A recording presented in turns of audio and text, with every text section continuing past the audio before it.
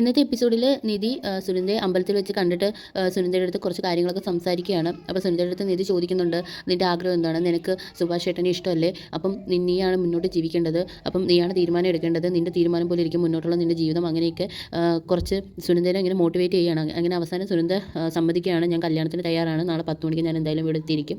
അങ്ങനെ അതെല്ലാം പ്ലാൻ ചെയ്ത് അവർ അമ്പലത്തിൽ നിന്ന് പോകുന്നു. തിരിച്ച് സുനന്ദയുടെ വീട്ടിൽ കല്യാണാലോചനയ്ക്ക് ചെറുക്കൻ സുനന്ദയെ കാണാനായിട്ട് വരുവാണ്. അപ്പോൾ സുനിതയുടെ അമ്മ സുനിത കണ്ടിട്ട് സംസാരിക്കുന്നുണ്ട്, ഇന്ന് ഇപ്പോഴെങ്കിലും നിനക്ക് നല്ലതുപോലെ ഒരുങ്ങി നിൽക്കാൻ തോന്നിയല്ലോ, നിനക്ക് നല്ല ബുദ്ധി തോന്നിയല്ലോ, അങ്ങനെയൊക്കെ പറയുന്നുണ്ട്. അപ്പോൾ സുനിത എന്തായാലും സുഭാഷിനെ നാളെ കല്യാണം കഴിക്കാൻ പോവുക, ആ ഒരു ആശ്വാസത്തിലാണ് അത്രയും ഇതായിട്ട് നിൽക്കുന്നത്. അപ്പം പെട്ടെന്ന് ഇങ്ങനെ വന്ന് പറഞ്ഞപ്പോഴത്തേക്ക് സുനിത തിരിച്ച് സുനിതയുടെ അമ്മയോട് ദേഷ്യപ്പെടുന്നുണ്ട്. അങ്ങനെ സുനിത ചെറുക്കന് ചായയൊക്കെ കൊണ്ട് കൊടുക്കുന്നു, പരിചയപ്പെടുകയൊക്കെ ചെയ്യുന്നുണ്ട്. പക്ഷേ തിരിച്ച് കാണാൻ വന്ന ചെറുക്കൻ്റെ കൂടെ സുനിത ഒന്നും മിണ്ടുന്നില്ല.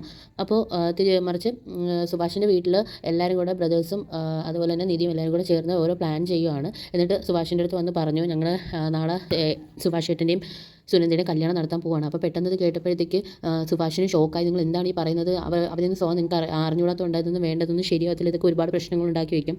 അങ്ങനെയൊക്കെ ഒരുപാട് നെഗറ്റീവ് സുഭാഷ് പറയുന്നുണ്ട്. അപ്പോൾ തിരിച്ച്